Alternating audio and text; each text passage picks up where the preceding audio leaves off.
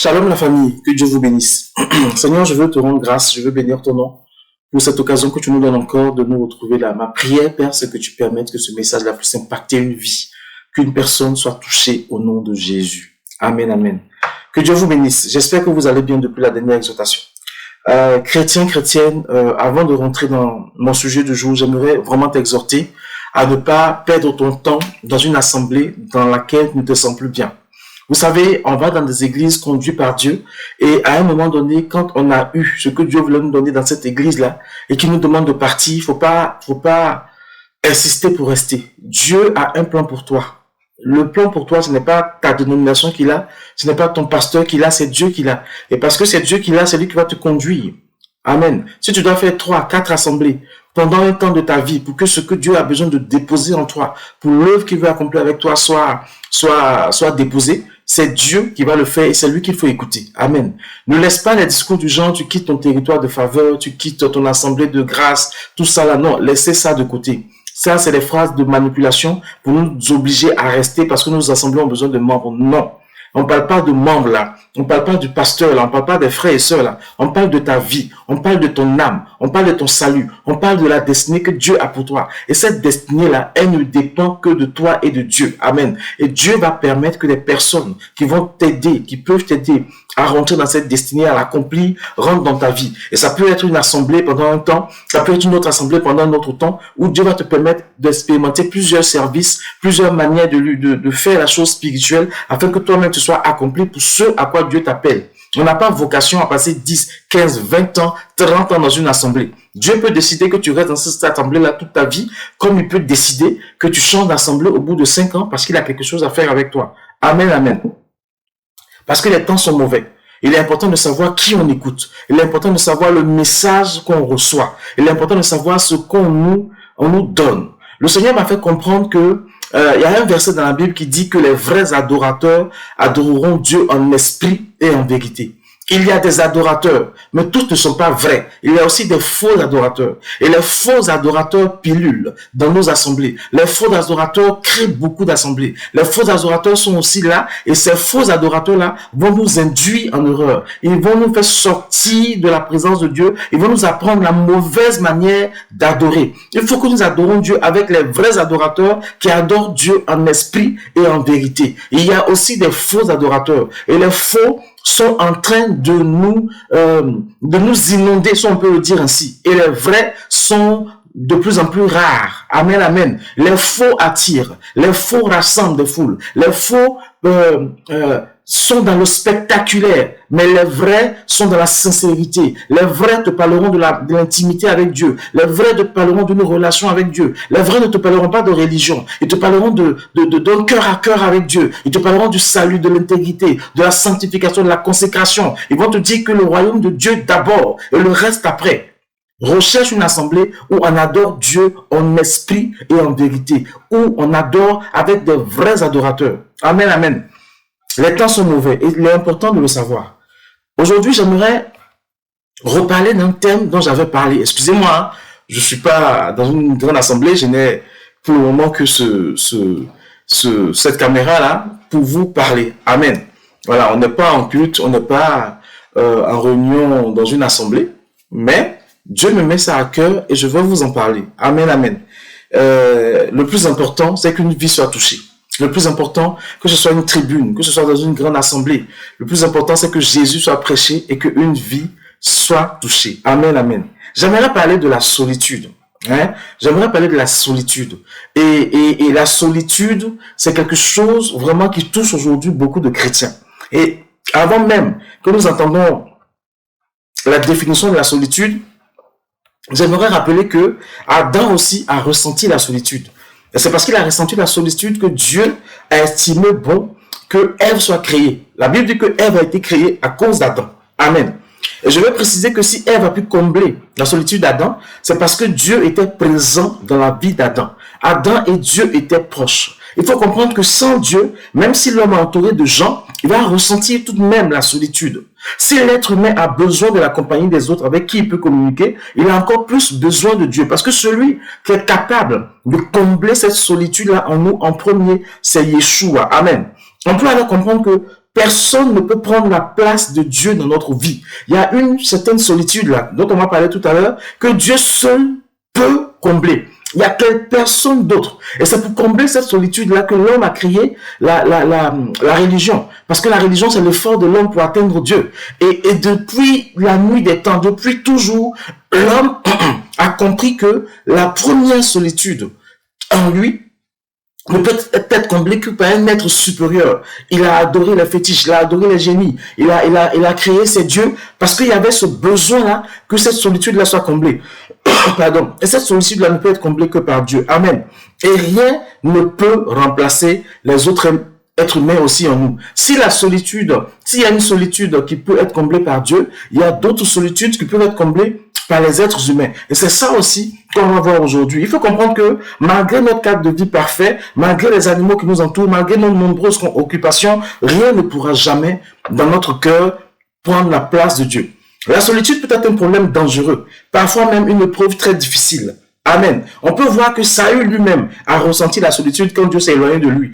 On voit cela à 1 Samuel 16, le verset 14. On peut voir que Job aussi a ressenti la solitude. Donc la solitude, c'est un problème qui depuis tout le temps a existé dans la vie de l'être humain. Parlons un peu de la solitude. La solitude peut être définie comme le fait de prendre conscience que nous n'avons pas de contact significatif avec l'autre, avec nos semblables. Amen. La solitude peut se traduire parfois par un sentiment de vide intérieur qui peut s'accompagner de tristesse, de découragement, d'agitation intérieure. Elle peut se traduire par un sentiment d'isolement. Amen.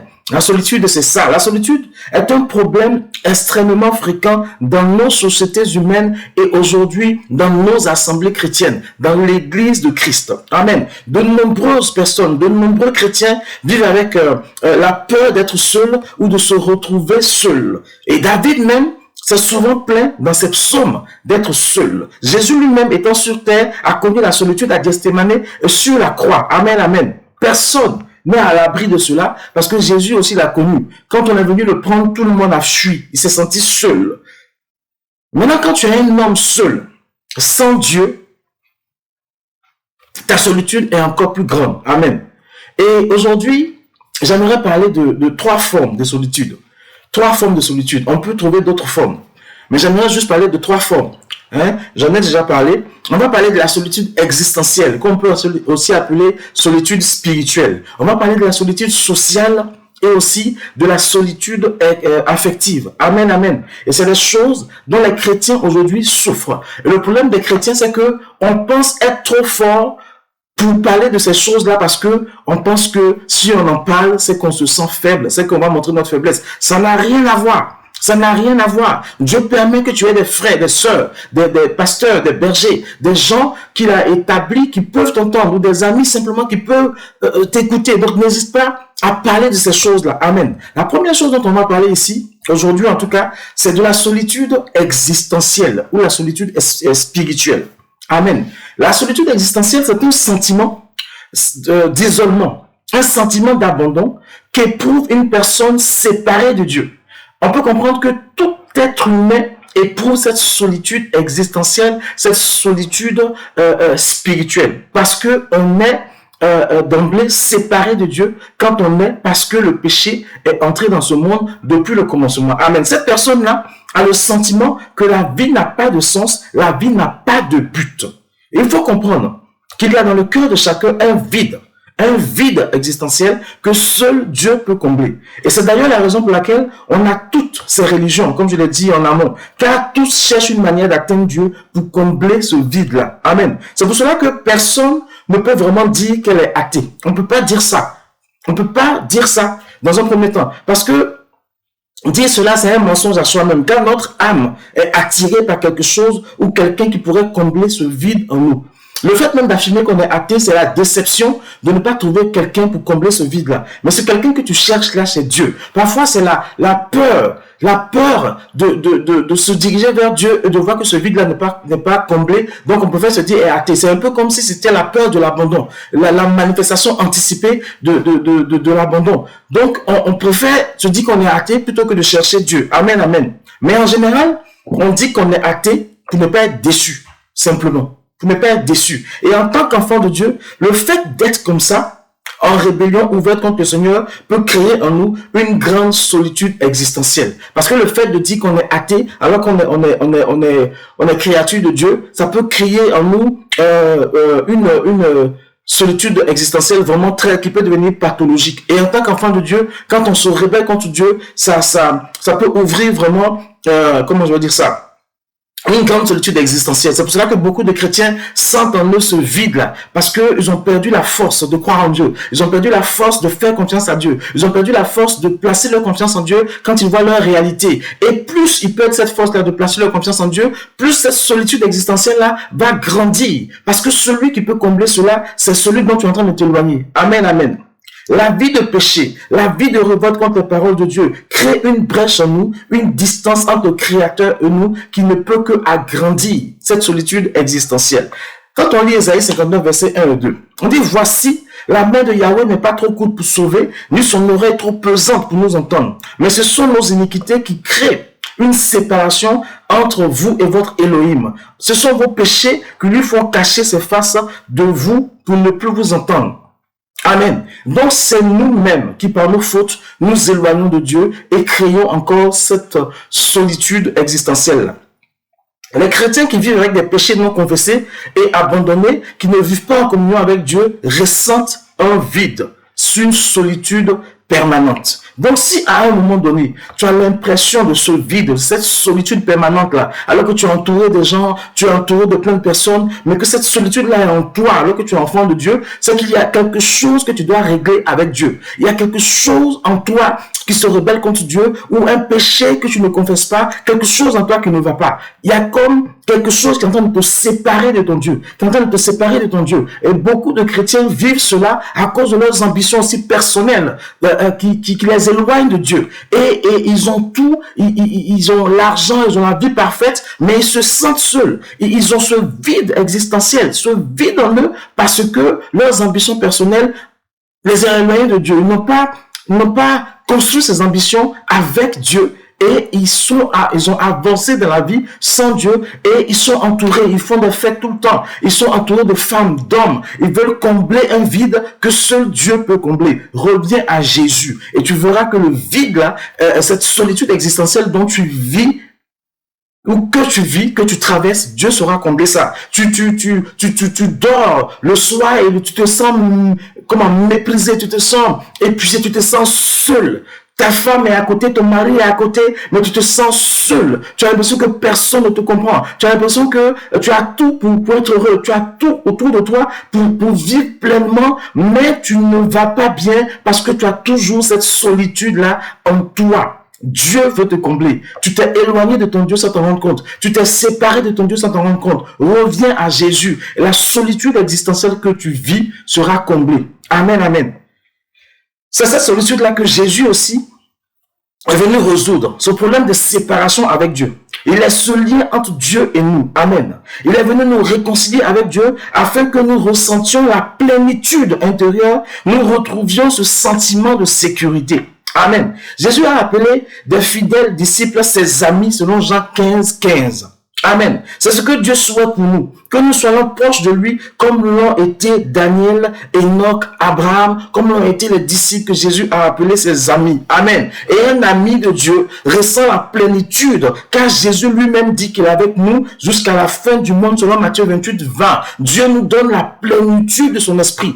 Et la plénitude de son esprit va combler ce vide existentiel dont on souffre. Jésus est la solution à ta solitude existentielle, à ta solitude spirituelle. Ne cherche pas ailleurs, cherche Jésus. Reviens au pied de Jésus. Amen.